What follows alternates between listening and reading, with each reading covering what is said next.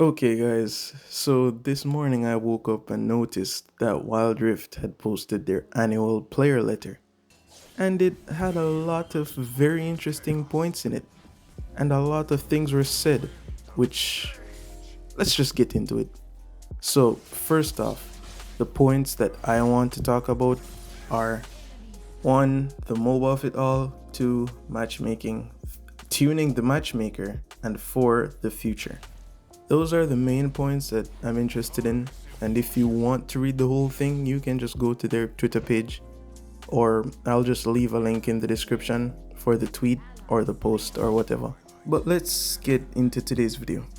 So, on the first point, they started off by saying that they saw potential in the game, that they were seeing the future of League PC, and that they wanted to target a larger audience because they realized that PC was just a small dip in the pond for the game. And so they decided to get started on a mobile game, or a MOBA, which I believe was a great idea for sure because I've always wanted to play the game, but I didn't have a PC or couldn't bother to get started with the PC version.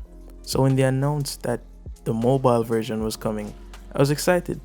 Probably so were a lot of other persons because the game is actually really good. It's beautiful, the mechanics are smooth, the gameplay is just great, and it's just an overall great experience. So here they go further to say that they see Wild Rift as their star child or prodigy, and that they want to improve and continue to grow the game. Which absolutely makes sense because the mobile gaming community is very big, because a lot of people, or basically everyone, has a mobile phone, and people are gonna want to play games. So it just makes sense for them to want to improve the game because they're seeing a lot of success with League PC. So why can't it be popular on mobile? They continue to talk about what makes a MOBA great, but then they introduce this term, which basically means that I win, and if I win, you lose, which I think is a key factor in a lot of competitive games. There are gonna be winners, and if there are winners, there are gonna be losers too. Especially when it's a conversation about a game that's as competitive as League of Legends. And I'm not sure if it's just me, but I absolutely love watching competitive gameplay and seeing how the pros play for all the games that I enjoy. I'd be watching the esports and support the competitive scene by watching, of course. But with Wild Rift, I think about 2 or 3 years ago, they actually removed competitive from North America because there was some complications with viewership, I believe. But this point that goes, especially when the outcome of the game is not something that a single player can determine, it's not good for the game, the players, or for anyone really. But in Wild Rift, you tend to see a lot of that. And it's frustrating because the good players are getting trolled, the bad players are getting boosted, and it's just all over the place. It's so skewed and confusing, and it all comes back to not having good matchmaking, but we continue. They then proceed to say that the natural flow of most competitive games is that if you're not winning, not only are you not progressing, you're actively regressing on your own journey. While this pressure adds tremendous value to your end of season achievements, it also generates anxiety and a natural devaluing of your time that you have dedicated to the game. And this point to me has a quick fix, but I'm not sure how easy it actually is to do. But generally, people play the game for different reasons. But I'm one of those people that only exclusively play ranked, or ARAM or PvP every now and then.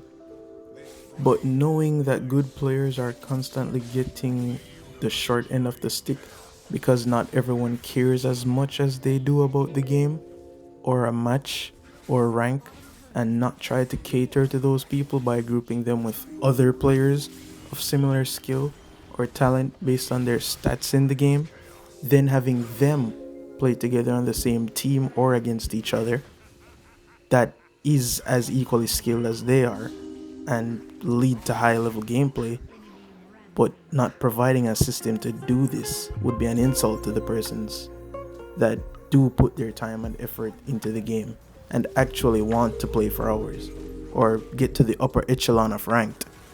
I, for one, have definitely been a victim of the matchmaking system because I used to put hours into this game. I used to clock like 700 games per season. Now I play way less because of many reasons. I have a job, less free time on my hands, and there's a lot going on. But it's mainly because matchmaking has not been kind to me at all. But they then go on to list how they plan to fix the issue of progression and talk about other ways to progress in the game besides ranked, which is kind of weird because they're completely going around the point that people play at a high level because they choose to sit and learn about the game and get better because they want to rank up. They want to be better than the average player at the game. So them not giving a clear-cut way of how they plan to improve this part of the game is pretty disappointing. But now we get to the part that I've been waiting on, matchmaking. So they start by saying that the issue of matchmaking has been their top priority. In every conversation since day one, matchmaking has been an area of heavy investment, and over the years we have continued to optimize the matchmaker. However, it continues to be on the hot seat. Why is that? Yeah, why is that, Riot? But in order to figure that out though, we'd have to go back all the way to 2021 when Wild Rift released an article which explains how matchmaking actually works, along with patch 2.5, link in the description. In the article, they talk about what the system looks for or what requirements it needs to actually create a game, which is pretty standard stuff. You'll always want to play your preferred lane, you'd want fair matches, and they also mention MMR, which, if you don't already know, is basically a metric the game uses to measure how good they think a player is and how good they will be in future games.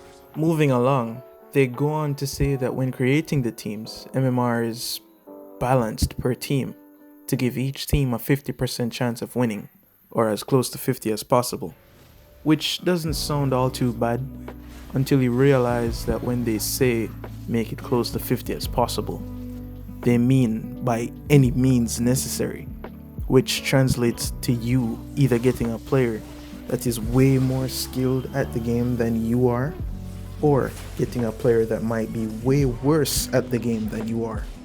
And this is where the problem is with matchmaking.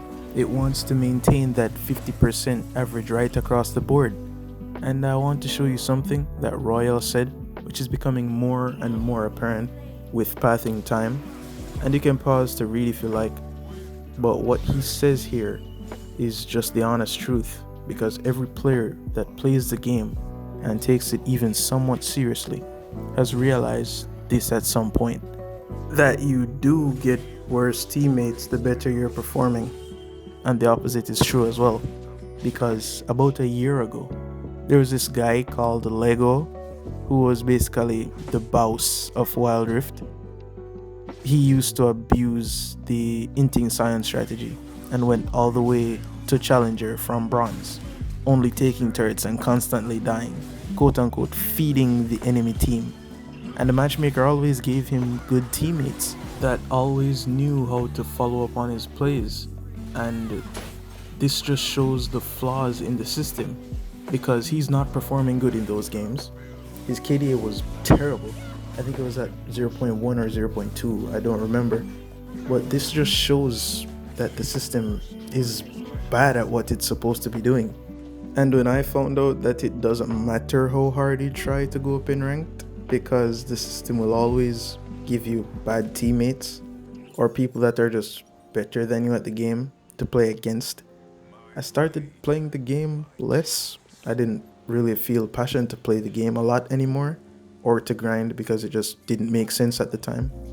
And I think it's also supported by the fact that compared to my previously showed 700 games right now, and the fact that I only played 200 games and got to master on both occasions, I'm a master peak, it's pretty telling, because there's no incentive for me to want to grind the game and to climb every season, because the higher I go, the worse it gets, and I don't want that.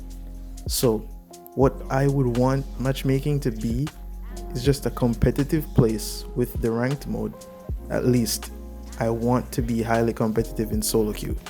I want other players to push me to get better at the game for good reason.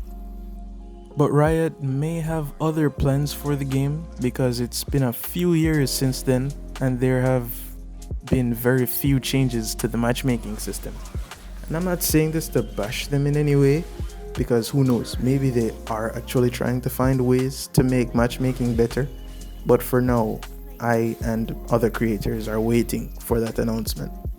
To be fair though, people have been tossing solutions around, but the ones that make the most sense to me is balancing the matchup between laners and not just focusing on balancing the entire lobby as a whole, which, as showed, they have stated in their 2025 article.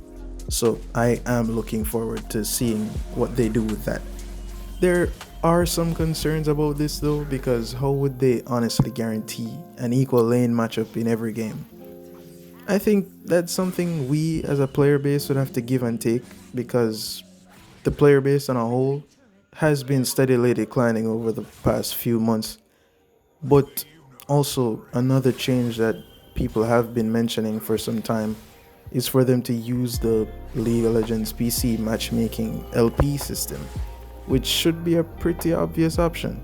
They already have the resources for it, so just find a way to implement it in Wild Rift. But again, I don't know how easy it would be to just transfer the system over to this game. But what do you think about the announcement, and how do you feel about matchmaking? Leave your thoughts in the comments below. But that'll be it for today's video. Something a bit different today, but I'll see you guys in the next one.